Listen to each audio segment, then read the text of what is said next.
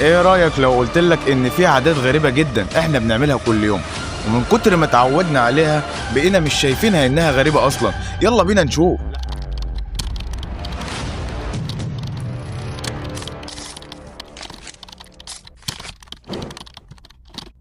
العادة الأولى، أول عادة إنك تفتح التلاجة 10 مرات في اليوم، رغم إنك كويس عارف إن مفيش حاجة جديدة طلعت فيها فجأة. الموضوع بقى عادة مش جوع. تاني عادة طبعا إنك تفتكر الردود بعد ما الحوار يخلص، تلاقي نفسك كده قاعد بتفكر، ولو كنت قلت كذا كنت كسرت الحوار. دماغنا أذكى من الريبلاي مود عن اللايف مود. العادة التالتة يا صاحبي إننا نضحك على الميمز بالليل، ونعيد نفس الميمز تاني الصبح ونضحك برضه كأننا أول مرة نشوفها.